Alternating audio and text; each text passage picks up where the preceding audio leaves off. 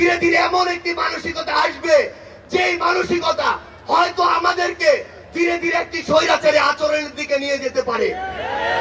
আমরা যেন সব সময়, আমি সহ আমরা সবাই খুনি হাসিনাকে দেখে যেন শিক্ষা নেই। আমরা আপনাদের কাছে অনুরোধ করি, আগামীর বাংলাদেশকে আমরা ঐক্যবদ্ধ ভাবে গড়ব। এবং একটা জিনিস শুধু মনে রাখবেন, দিন শেষে দেশ এবং মানুষের স্বার্থকে সবার আগে রেখে যদি আমরা এগিয়ে যেতে পারি, তাহলে আমাদের কাঙ্ক্ষিত বাংলাদেশ সম্ভব। আপনাদের সাথে লড়াইয়ের রাজপথে অথবা বিজয় দেখা হবে। সব সময় বাংলাদেশের এই নতুন আজ যে পার্টিটি জন্ম নিতে যাচ্ছে, সেই পার্টির সাথে থাকবেন, সমর্থনে থাকবেন, দোয়ায় রাখবেন। আপনাদের সাথে আবারও দেখা হবে রাজপথের সংগ্রামে অথবা বিজয়ে। ধন্যবাদ সবাইকে।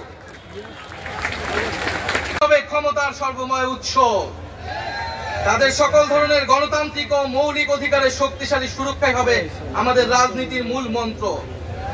আমরা রাষ্ট্রে বিদ্যমান জাতিগত, সামাজিক, লিঙ্গীয়, ধর্মীয় আর সাংস্কৃতিক মূল্যবোধ ও বৈচিত্র্য রক্ষার মাধ্যমে একটি বৈচিত্র্যপূর্ণ ও সমৃদ্ধ সমাজ বিনির্মাণ করতে চাই।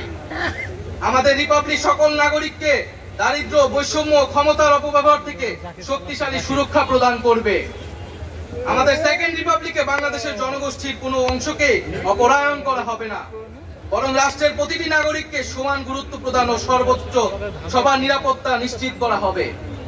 অর্থনীতিতে আমরা কৃষি, সেবা, উৎপাদন খাতে যথাযথ সমন্বয়ের মাধ্যমে এমন একটি জাতীয় অর্থনীতি গড়ে তুলতে চাই, যেটি হবে স্বনির্ভর, আয় বৈষম্যহীন ও প্রাণ প্রকৃতি পরিবেশের প্রতি সংবেদনশীল। আমাদের অর্থনীতিতে সম্পদ একটি নির্দিষ্ট গোষ্ঠীর হাতে পুঞ্জীবিত হবে না, বরং সম্পদের সুষম পুনর্গঠন হবে আমাদের অর্থনীতির মূল মন্ত্র। আমরা বেসরকারি খাতের সিন্ডিকেট ও গোষ্ঠী স্বার্থ নিয়ন্ত্রণে দৃঢ় পদক্ষেপ গ্রহণের মাধ্যমে ভোক্তা ও জনস্বার্থ সংরক্ষণ করব। অর্থনৈতিক অগ্রগতির মাধ্যমে এই অঞ্চলের একটি শক্তিশালী রাষ্ট্র হিসেবে মাথা উঁচু করে দাঁড়াতে আমরা আঞ্চলিক সহযোগিতা ও আন্তর্জাতিক অংশীদারিত্ব নিশ্চিত করব এবং বিজ্ঞান ও প্রযুক্তি খাতে জোর দিয়ে উদ্ভাবনী সংস্কৃতি গড়ে তোলার মাধ্যমে একটি টেকসই আধুনিক অর্থনীতি গড়ে তুলব। পরিশেষে আমরা একটি ন্যায্যতা ও সমতা ভিত্তিক সমাজ প্রতিষ্ঠায় আমাদের সংকল্প আবারও পুনর্ব্যক্ত করতে চাই। আমরা দৃঢ়ভাবে বিশ্বাস করি, জুলাই 2024 গণ অভ্যুত্থান কেবল একটি ফ্যাসিবাদী শাসনের বিরুদ্ধেই বিজয় নয়, এটি আমাদের ভবিষ্যৎ নির্মাণেরও শপথ।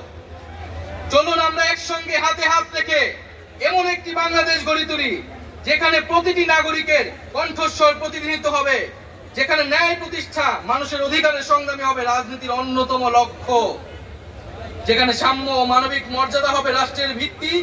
এখনই সময় নতুন স্বপ্ন দেখার, নতুন পথ চলার এবং একটি নতুন বাংলাদেশ গড়ার।